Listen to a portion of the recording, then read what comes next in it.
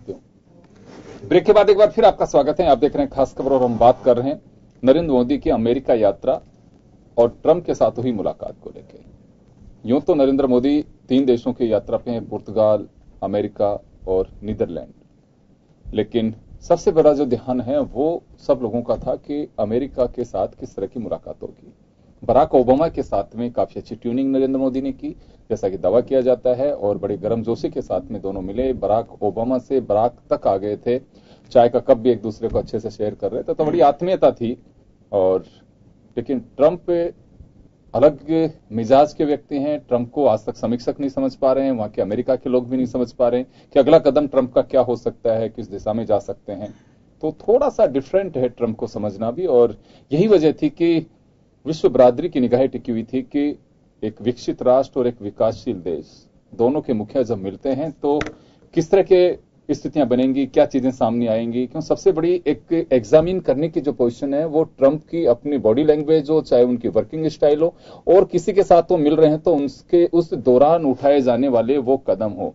America प्रशासन भी इस बात को लेकर के काफी संशय की स्थिति में रहता है कि ट्रंप साहब कब किस चीज को खारिज करके और नई चीज ऐड कर दें, किस तरह से किसी के साथ में मुलाकात कर सकते हैं, कौन से प्रोग्राम को कब स्टॉप कर सकते हैं, ड्रॉप कर सकते हैं, ये उनकी फितरत में। और कई बार ऐसा भी हुआ है किसी मुल्क के शासनाध्यक्ष के साथ बात करते करते फोन पे, जैसे डीलिंग मर्चेंट होते हैं, उन्हीं की तरह से बिहेव करके और उनको स्टॉप करके फोन भी काट दिया था। तो कुछ ऐसी चीजें जो समीक्षकों के मीडिया का पूरा ध्यान रहता है कि ट्रंप साहब किस तरह से, क्यों ट्रंप अपने आप में एक खबर, एक पेज, ये एक कहें कि एक स्टाइलिश लीडर के रूप में भी देखे जा रहे हैं। चलिए डॉक्टर साहब, मैं आपसे मुखातिब हूंगा। मैं जानना चाहूंगा कि मैंने करमवीर सिंह जी से एक बात पूछी थी, ये थोड़ी सी जानना हमारे लिए बहुत जरूरी है कि राजनीतिक दल अपनी तरीके से कुछ भी दावे करते हों, किसी यात्रा को वो जस्टिफाई करते हैं, नहीं करते हैं, उस पर उंगली उठाते हैं, लेकिन हमारा मुल्क ये जानना चाहता है कि विदेश यात्राएं किसी भी प्रधानमंत्री की अगर कहीं होती है,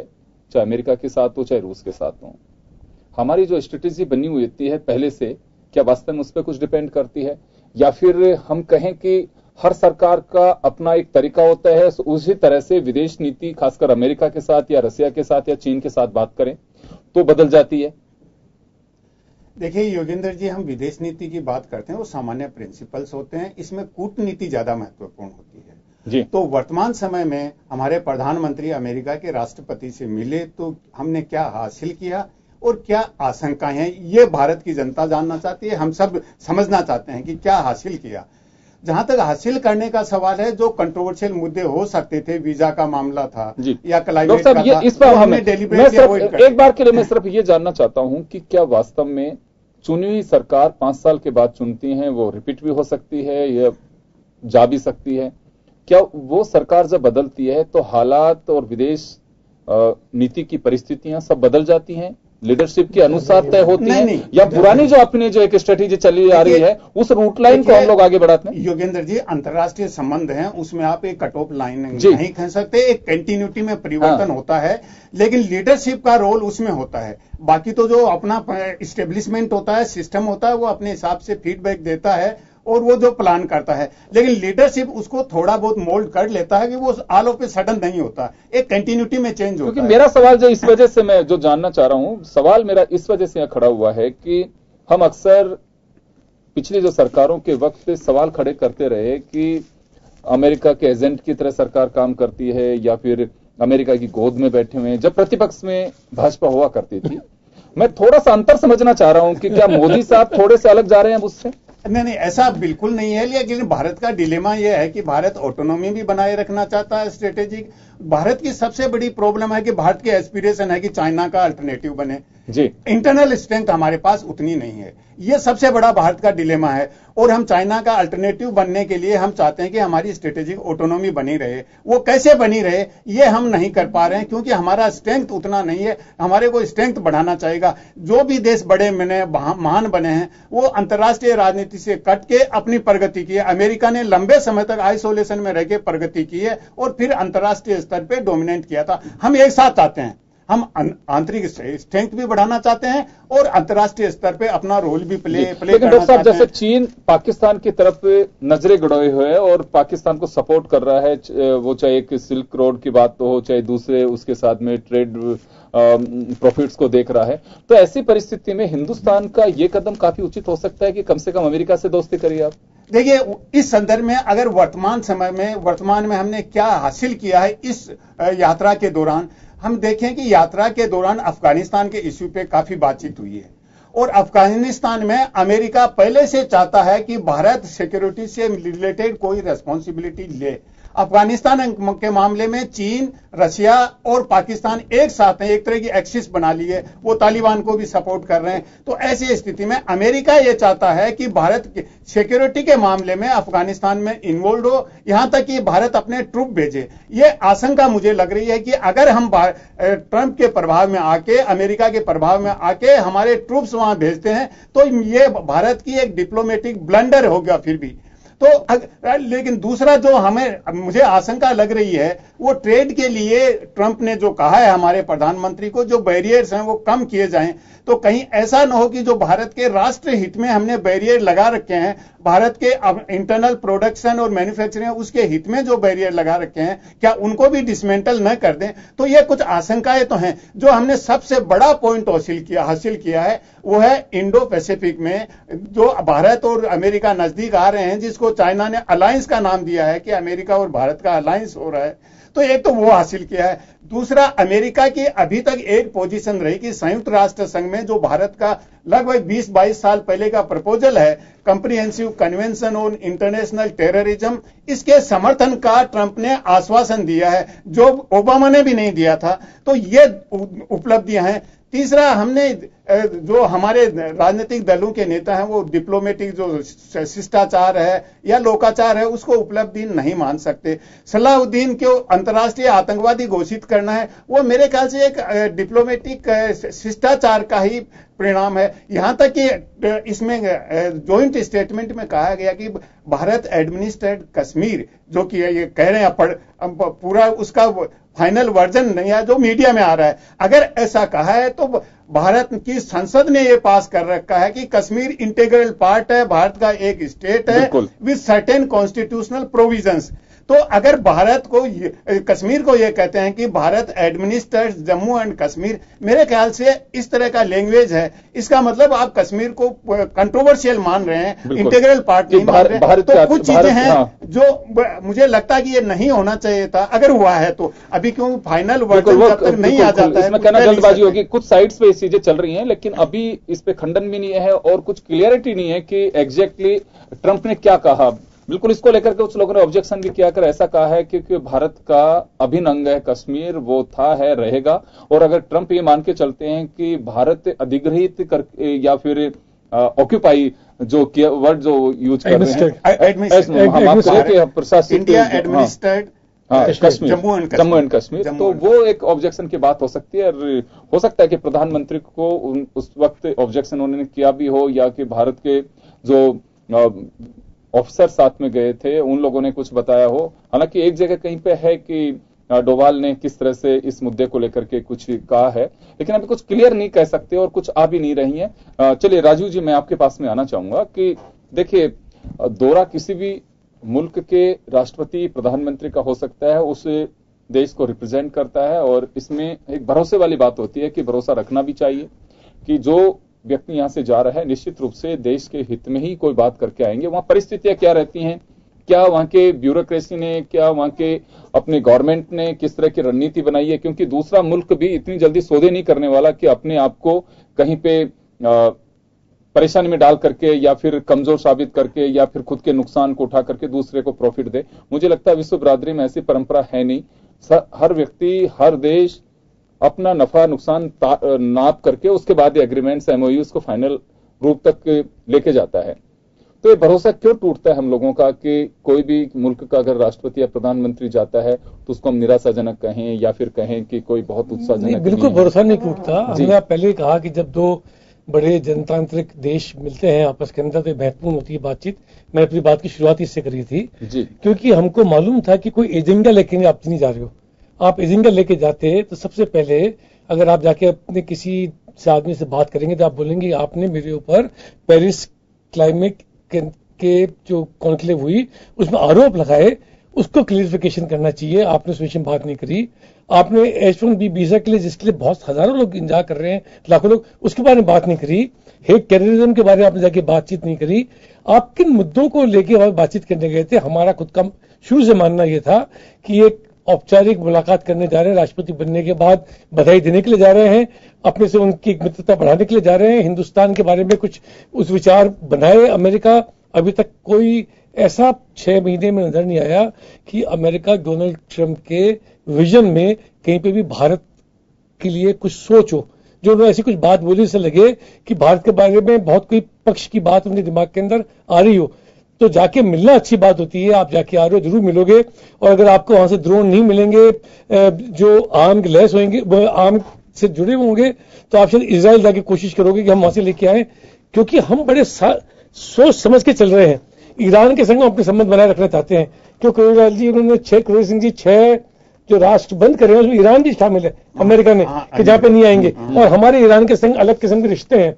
तो हम ऐसी चीज के ऊपर बैठे हुए, हमको मालूम नहीं कि हम क्या चीज करें। हम अगर 2 बिलियन का जो सौदा करते हैं ड्रोन का, तो अभी 15-20 बिलियन का सौदा सऊदी अरेबिया में जाके ट्रंप करके आए हथियार बेचने का। अगर व्यापारिक रिश्ते की बात करते हैं तो उनके पास दूसरी बहुत बड़ी अपॉर्चुनिटीज हैं। हमको जैसा सब कुछ कह रहे हैं कि सोच समझ के कदम उठाने चाहिए। पिछली जो पूर्व विदेश नीति थी उसको हम परिवर्तन कर नहीं सकते। आगे के समय के अंदर जो रशिया, चाइना का, पाकिस्तान का जो एक पूरा कॉकस बन रहा है, उसको कैसे कॉम्बैट करा जाए, इंडिया की पोजीशन कैसे सिक्योर करी जाए, अफगानिस्तान के बारे में हमारा क्या व्यू हो, और आने वाले समय के अंदर भारत अमेरिका का व्यापार कैसे बढ़ सके। आप जीएसटी की बात तो कर रहे हो कि जीएसटी लागू करके हमने पूरे देश को एक करा है, तो जीएसटी तो पहले से लगने की बातचीत थी।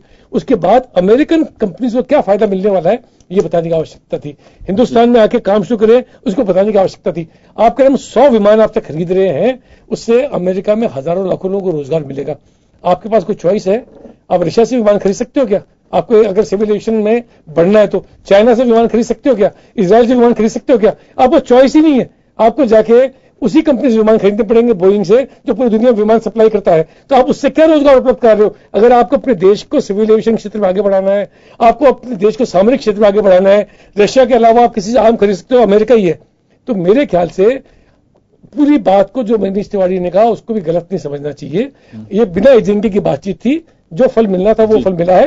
कोई बहुत ज्यादा सकारात्मक उपलब्धि इससे हासिल हुई ऐसा नहीं। छोटा सा सवाल हो रहा है मेरा, राजीव जी, एक छोटा, नहीं आप ही के पास आ रहा हूँ मैं। छोटा सा सवाल राजीव जी एक हो रहा है मेरा, नहीं आपको मैं एक प्रश्न मेरा पूरा 10 मिनट पढ़िए, मैं आप कहेंगे तो मैं करमवीर जी को ड्रॉप कर दूंगा, मैं आप ही को दूंगा पूरा टाइम। मैं एक बार, मेरा सवाल एक है, मेरा सवाल एक, हाँ बिल्कुल बिल्कुल आप जरूर पूछिए। मेरा एक सवाल है लेकिन राजीव जी यहाँ पे कि मैंने एक बात कही कि विदेश नीति को लेकर के हमारे यहाँ इंटरनल पॉलिटिक्स में क्या हम लोगों को बिल्कुल प्रतिपक्ष की भूमिका, या फिर कहें कि क्योंकि ये कुछ वर्षों में हमारे यहाँ जागृति पैदा हो रही है कि बयानबाजी की किसी भी राष्ट्र में अगर कोई भी प्रधानमंत्री जा रहा हो, ये नहीं करा कि पहली बार नरेंद्र मोदी पे आप लोग सवाल खड़ा करें, ये लोग भी ऐसे करते रहे थे। तो मेरा सिर्फ सवाल आपसे भी और निमिषा जी भी होगा कि ऐसी स्थितियां क्यों हम पैदा करते जा रहे हैं कि विदेश यात्रा पे अगर मुल्क का प्रधानमंत्री जा रहा हो तो उस पर हम सवाल खड़ा करें, या इन लोगों ने सवाल खड़े किए? तो बिल्कुल ऐसे आप तो खुद ने बताया पहले क्या कहते थे, न्यूक्लियर डील पे क्या क्या बातचीत हुई है। किसी ने भी उनकी यात्रा पर सवाल खड़े नहीं करे। हम लोग सभी चाहते हैं कि अगर प्रधानमंत्री वहां पे जाएं तो इस देश की हित की बात करें, देश के नागरिकों से जुड़ी बातचीत करें, जो वहां पे लोगों के ऊपर हमले हैं उसके बारे में बातचीत करें, जो हमारे वीजा के लिए जो लोग चिंतित कर रहे हैं, जो IIT से निकले हुए ग्रेजुएट हैं, जो इन्फॉर्मेशन टेक्नोलॉजी पे जो नौकरी कर रहे हैं, जो सिलिकॉन वैली में काम कर रहे हैं, बेंगलोर, हैदराबाद, सिकंदराबाद, चेन्नई के अंदर जो कंप्यूटर पर काम हो रहा है, आउटसोर्सिंग हो रही है, उसका क्या भविष्य होगा? प्रधानमंत्री इस विषय को भी बोले। हम तो चाहते हैं अगर निमिषा जी का एक सवाल आपसे। जी निमिषा जी, मैं तो पूछती हूँ कांग्रेस से, आप 24 घंटे नहीं हुए इस मुलाकात के, उसके बाद आपने खुद ही परिणाम निकाल लिया, खुद ही एजेंडा तय कर लिया और अपने स्तर पे खुद ही तय कर दिया निरर्थक और कोई एजेंडा तय नहीं हुआ। हमसे आप 24 घंटे में उत्तर मांगते हैं, और जब देश आपसे इस आजादी के बाद से लेकर अब तक की स्थिति का जवाब मांगता है तो आप दे नहीं पाते। आप सिर्फ प्रश्न चिन्ह खड़ा करते रहते हैं। आप सैनिकों की शहादत से लेकर के सैनिक सवाल कौन सा है वो मैं जवाब देता हूँ, मैं समझ गया पूरे जवाब को। एक ही प्रश्न है, राजीव जी मैं जवाब दे रहा हूँ, अच्छे से जवाब मैं पूछती हूँ जी, आप अपना आकलन कीजिए। देखिए, जब योगेंद्र जी जब हम सत्ता में आए, हमारे प्रधानमंत्री खुद ने कहा कि जब 2024 जब भी हमारे वक्त आएगा, जब हम विपक्ष में बैठेंगे, आज के जब भी जितने भी समय बाद, तब हमारा एक बहुत ही गरिमापूर्ण व्यवहार होगा, क्योंकि सत्ता में जब आप रहते हो तब आपको पता रहता है कि आप किस तरह से व्यवहार होना चाहिए और कैसा किया जाना चाहिए। खो तो उन्होंने स्वीकार किया। तो आज वैश्विक स्तर पे जब कोई वार्ता चल रही है, जिन पर बातचीत चल रही है, वैश्विक स्तर पे बहुत सारी गोपनीय वार्ताएं भी होती है। आप कोई प्रश्न चिन्ह लगा रहे हैं, आप कटघरे में खड़ा कर रहे हैं, आप भ्रष्टाचार पे वहां जाके बात करें तो आपका पेट दुख रहा है। मैं तो ये कहती हूँ कि आपके खुद के उपाध्यक्ष महोदय तो नानी के घर गए हुए और आप बड़ी चिंता सवाल मुझे बात में आ रहे हो, इसीलिए बोल रहा मैं आपको। अब आपका जवाब देता हूँ मैं आपको, आपकी बात समझ गया, आपकी बात का जवाब देता हूँ, आपकी बात का। राजू जी, इनके पास उत्तर है कि नहीं है वो आपके सवाल से होगा। मुझे बताइए कि सवाल है कि आपका कोई, क्योंकि मेरा सवाल इस वजह से है कि अगर समय रहते प्रतिपक्ष में जब आप लोग थे, यही मीडिया हिंदुस्तान का मनमोहन सिंह की विदेश यात्राओं को लेकर के सुषमा जी, अरुण जेटली साहब हों या आपके दूसरे नेताओं जब सवाल खड़ा करते थे, समीक्षक एक बात कहते थे कि ऐसी परंपराएं हिंदुस्तान में नहीं रही हैं कि मुल्क का प्रधानमंत्री अगर कहीं पे जाता है उसकी हम यहाँ पे उधेड़-बुन में लगे या फिर उसका ऑपरेशन करें शब्दों के जरिए, ये अच्छी परंपराएं नहीं है। तो आप लोग ये क्यों भूल रहे हैं? सत्ता में बैठ करके परंपराएं तो आप लोगों की शुरू की हुई है। पहले ही कहा कि यदि अब हमारा जो रवैया है, बिल्कुल कहा मैंने, सत्ता पक्ष में रहते हुए जब हम तो इनको भी एंजॉय कर लेने दो प्रतिपक्ष को। जब आप प्रतिपक्ष में आएंगे परंपरा डालेंगे तो ये लोग इनके बाद का जवाब। और एक प्रश्न और है मेरा आपसे, आप कहते हैं जीएसटी तो हम लाए, जीएसटी तो हम ला रहे थे, तो जीएसटी जब आ गया, चले आज जीएसटी का इशू नहीं है, समय कम है, मैं तो आपकी बात का जवाब दे रहा हूँ। अब जवाब पहली बात जवाब सुन लीजिए। जवाब, लेकिन राहुल के नानी के गए वो तो सवाल नहीं है ना। मैं जवाब दे रहा हूँ। अब मेरा जवाब है, पहली बात तो निमिषा जी जो बात कर रहे हैं वो हिंदुस्तान के नागरिकों और मतदाताओं का अपमान है। इसलिए अपमान है कि 1952 से हर 5 वर्ष बाद इस प्रजातांत्रिक देश के अंदर चुनाव होते हैं। कांग्रेस पार्टी चुनाव के अंदर इस देश के मतदाताओं द्वारा बार बार अपने कामों के द्वारा चुनी गई, आपकी नीतियों को उन्होंने नकारा, इसलिए हम सरकार के अंदर आए। तो आपकी बात का पहला जवाब यह है कि आपको 70 वर्ष बाद आपको मौका दिया। अगर आप सोच रहे हैं, ये आप ही कह रहे, मैं नहीं कह रहा, क्योंकि आप मानते नहीं है, क्योंकि आप नहीं मानते कि आपको 78 में मौका मिला, आप नहीं मानती अखिल बिहारी वाजपेयी को पहले मौका मिला, आप नहीं मानती चंद्र सिंह को पहले मौका मिला। आप 70 साल का कांग्रेस का, मेरी बात पूरी कर दी, आपको मैंने बोला नहीं, आपका बोला नहीं, आपका जवाब दे रहा हूँ, आपका जवाब, आप मुझे पूछ रही है, आप जवाब दे रहा हूँ, आप बात कर सुनो सही जवाब, आपने प्रश्न पूछा, मैं बोला नहीं, मैं जवाब दे रहा हूँ कि जब हम 5 वर्ष बाद चुने गए, हिंदुस्तान की जनता ने हमारी नीतियों को, हमारे काम को स्वीकारा। उसको आप कैसे कह सकते हो? 70 वर्ष में आप इस देश में क्या करा? ये जनता, आप हाँ बताइए, आप आरोप लगाने वाले कौन होते हो? आप अपमान कर रहे हो, आप नागरिकों का, मतदाता का अपमान कर रहे हो। आपने जनता के नाम पे योजनाएं तो बनाई, आप ये बात आपको चुनाव के समय ये प्रश्न है, आपने अपमान करा है, आपने हिंदुस्तान के मतदाता का अपमान करा है, आपने अपमान करा है, आपने अपमान करा है। आज आपने इस देश की 24, ये आप हमेशा से बोलते रहे हो, आप 70 साल से बोल रहे हो और जनता सुन रही नहीं। चल निमिषा जी, मेरा छोटा सा सवाल आपने लेके जा रहे हो। निमिषा जी, छोटा सा सवाल आपसे मेरा ये है कि आपने एक बात कही कि हमारे प्रधानमंत्री जी ने ये कहा कि विपक्ष का बड़ा शालीन व्यवहार होना चाहिए और जिस दिन हम विपक्ष में बैठेंगे उस दिन बड़े शालीन व्यवहार करेंगे, होना भी चाहिए। मैं तो कहूंगा कि हमारे लोकतंत्र में देखिए 2 पहलू हैं, सत्ता पक्ष और प्रतिपक्ष, और दोनों का रहना बहुत जरूरी है, एक अच्छी बात है बैलेंस करने के लिए। और मैं कहूंगा कि वास्तव में अगर प्रधानमंत्री जी ने बात कही है तो बहुत अच्छी कही है, लेकिन परंपराएं जो शुरू हो चुकी हैं, परंपराएं जो टूट रही हैं, वो मुझे लगता है कि उनसे धरातली हकीकत से हम बहुत दूर हैं। अगर सच्चाई से अगर बात करें तो बहुत दूर हैं। और बात विदेश नीति को लेकर के हमेशा मीडिया ने, हिंदुस्तान के ने आप लोगों को भी आगाह किया कि विदेश नीति के मामले में एक ट्रैक लाइन होती है जिसे कोई प्रधानमंत्री या चुनी सरकार तय करें अपने अंदाज में, वो नहीं हो सकता। क्योंकि अगर आज आपको नेपाल के साथ संबंध बनाए रखने हैं, आपकी आवश्यकता है, आप अगर चाइना के साथ ट्रेड रिलेशंस आपके मेंटेन करने हैं, आपकी आवश्यकता है, श्रीलंका के साथ आपके क्या संबंध बनाने हैं, तो ये चाहकर के ये नहीं कि अगर मनमोहन सिंह जैसे चाह रहे थे वैसा हो गया हो या नरेंद्र मोदी चाह रहे हैं, ये हम लोग बहुत बड़ी गपलत में हैं। इसी वजह से कह रहे हैं कि जो सांझेदार द्विपक्षीय वार्ता हुई है उस वार्ता पे आप प्रश्न चिन्ह खड़ा करें। देखिए, मैंने आपको शुरुआत में कहा, आज की तारीख में, आज जो समय है, परिदृश्य बदला है। आर्थिक परिदृश्य के मद्देनजर प्रत्येक देश अपने सामर्थ्य के अनुसार बात रखता है, उसी आधार पर संबंधों को स्थापित करने का प्रयास करता है। मेरा जो दूसरा है, सीधी स्पष्ट बात है कि हमें उस पर प्रश्न चिन्ह खड़ा करके हमें अपने परिदृश्य को देखना चाहिए। आतंकवाद आपकी मेरी नहीं, पूरे देश की, विश्व की समस्या बन चुका है। इस पर यदि कोई समाधान हुआ है, उच्च स्तरीय वार्ता हुई है, तो उस वार्ता के बिंदुओं को आने तक हमें देखना है कि हमें कैसे जूझना है। जब हम अपने दुश्मन देश को ललकार सकते हैं कि आओ, आतंकवाद से नहीं, गरीबी से लड़ते हैं हम, बेरोजगारी से लड़ते हैं हम, तो आप लेकिन उसका भी जिक्र नहीं है इसमें। निमिषा जी, उसका जिक्र नहीं है लेकिन इसमें। निमिषा जी, उस विकसित राष्ट्र के सामने नहीं, कांग्रेस से नहीं, हम तो समय भी नहीं है इतना। के खिलाफ लड़ते हैं, बेरोजगारी के खिलाफ लड़ते हैं, विकास के मुद्दे तो है नहीं, क्योंकि प्रत्यक्ष लाभ। निमिषा जी, मेरा एक सवाल है छोटा सा, आप लोग जवाब दे करके देखिए। मैं तो कहूंगा, मेरा एक कहना आपसे भी, राजीव जी से, भविष्य की सरकारों से भी, प्रतिपक्ष जो भी आप रहे ये रहे, कि हिंदुस्तान की परंपरा कभी नहीं रही है कि कोई विदेश में जाकर के कोई भी राष्ट्र का प्रधानमंत्री जाता है तो उसके उधेड़ बुन में हम लगे। मोदी साहब ने भी पहले एक बार गलती की, उसको कभी रिपीट नहीं होगा। मैं गलती इस वजह से कह रहा हूं, कभी आज तक किसी प्रधानमंत्री ने ये नहीं कहा कि पहले भ्रष्ट सरकार थी और आज हम अच्छी सरकार लेकर के आ गए हैं। ये हिंदुस्तान की सरकार होती है, ये 125 करोड़ लोगों के प्रतिनिधित्व की बात है, किसी पार्टी का नहीं। वो कांग्रेस के भी प्रतिनिधि के रूप में थी, वो कॉमरेडों के प्रतिनिधि के रूप में भी थी, और भारतीय जनता पार्टी के और इस देश में जिन्होंने वोट दिया चाहे नहीं दिया, सबका एक लीडरशिप के रूप में वो किसी दूसरे राष्ट्र में जाते हैं। अभी आपने कहा कि हम गरीबी के लड़ने के लिए बात करें, उसका भी जिक्र इसमें नहीं है। मैं चाहूंगा कि इन सब चीजों को हमें नहीं करनी चाहिए। नरेंद्र मोदी जी पे भरोसा रखना चाहिए, वो गए, वहां की परिस्थितियां थी, बहुत अच्छा करके आए। मेरे ख्याल में ये सफिशिएंट नहीं है। अगर हम गिराना चाहेंगे तो आज गरीबी को लेकर के कैसे लड़ेंगे, क्या लड़ेंगे, वो किरोड़ी सिंह जी इस पे आज नहीं, आप लड़ रहे हो, इसमें जिक्र नहीं है, इस वजह से कह रहे हैं। तो मुझे लगता है कि भरोसा रखना चाहिए कि राष्ट्र का प्रधानमंत्री वहां गए, अच्छा ही करके आए होंगे। चलिए, मैं आपसे मुखातिब होना चाहूंगा, समय कम है। करमवीर जी, क्या लगता है आपको कि देश के प्रधानमंत्री कहीं पे भी जाते हैं या विदेश मंत्री जाते हैं तो हमें भरोसा रखना चाहिए? जी बिल्कुल। जिस मुद्दे को लेकर के बात हो रही है, मनीष तिवारी का स्टेटमेंट की जहां बात है, इसको लेकर के पक्ष विपक्ष में जो बहस हुई, मनीष तिवारी जी जो है मिनिस्टर तो थे फॉर्मर, अटलांटिक ओशन एक टॉप थिंक टैंक है अमेरिका का, उसके एक डिस्टिंग्विश फेलो भी हैं। उन्होंने ट्रंप की यात्रा से पहले एक आर्टिकल लिखा, transforming India from a balancer to a leading power, और इस आर्टिकल को रेफरेंस बना करके चाइना के जो ग्लोबल टाइम्स सरकारी अखबार है, उन्होंने इसको मतलब कोट किया इस आर्टिकल को, और कहा कि अमेरिका एक मोहरे के तौर पर इस्तेमाल कर रहा है इंडिया को, चाइना को बैलेंस करने के लिए। और मनीष तिवारी का आर्टिकल अगर आप पढ़ेंगे, मनीष तिवारी ने ज्वाइंट आर्टिकल लिखा है, गोपाल करके एक और है स्कॉलर, दोनों ने मिलकर आर्टिकल लिखा।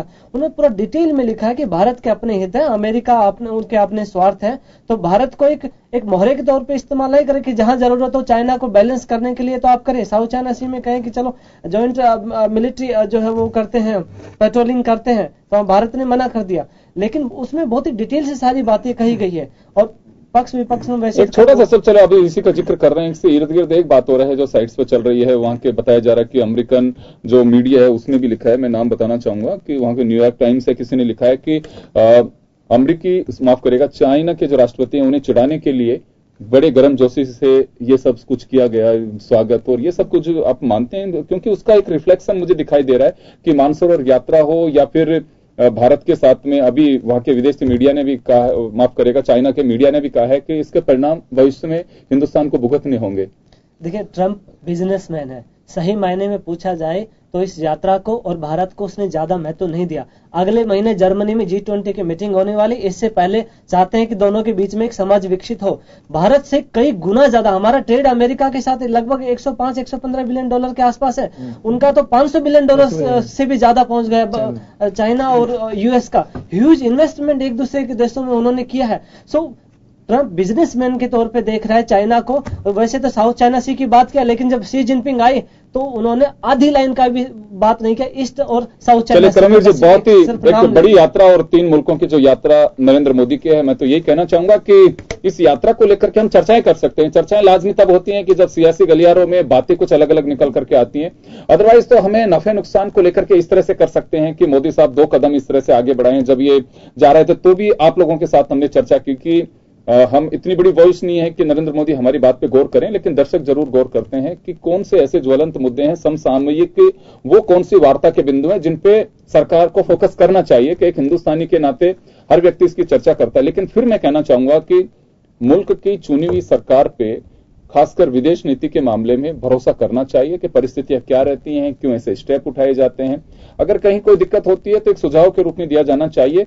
अब मोदी साहब को या बीजेपी को ये लगता है कि अखरती हैं प्रतिपक्ष के वो आरोप या उनके सुझाव, तो मुझे लगता है कि वो सहन करने की ताकत होनी चाहिए। बड़ा कोई भी होता है तो उसमें ताकत भी होती है और ताकत के साथ सहन शक्ति भी होनी चाहिए, वही उसका बड़प्पन होता है। क्योंकि परंपराएं शुरू हो चुकी हैं, अब उनका जो अपने अंदाज से लोग जो एंजॉय करेंगे वो करेंगे। नाले को कई लोग ये समझते हैं घर में मेरा पानी घुसेगा, कुछ बच्चे उसमें दौड़ दौड़ करके मजे लेते हैं, तो वही हमारे यहाँ इस तक स्थितियां हैं और परिस्थितियां हैं, तो उन्हीं के अनुसार ही अपने आप को ढालने की सरकारें कोशिश करती हैं। लेकिन फिलहाल मैं सुझाव यही दूंगा कि इनका बहुत ज्यादा ऑपरेशनली डिस्कशन नहीं किया जाना चाहिए, सरकार पे भरोसा रखना चाहिए। निमिषा जी गौर करिएगा, आप लोग भी इस बात को लेकर के, अब तो परंपरा शुरू की तो थोड़े दिन इनको एंजॉय करने दीजिए कि ये भी कुछ कह सके। और मनीष तिवारी अगर कुछ कह रहे हैं तो वो एक, जैसे करमवीर जी कह रहे हैं कि एक आधार बनाया उन्होंने कि कुछ ऐसी चीजों की उम्मीद थी कि इस मीटिंग से कुछ निकल सकता है। खैर चलिए, डिटेल जब आएंगे मोदी साहब या फिर अब निकल करके सामने आएंगे तभी कुछ पता लग पाएगा। थोड़ी देर माफ करेगा, अब खास खबर को यहाँ विराम देंगे और आप सबके लिए बहुत बहुत शुक्रिया। दीजिए इजाजत, नमस्कार। Thank you.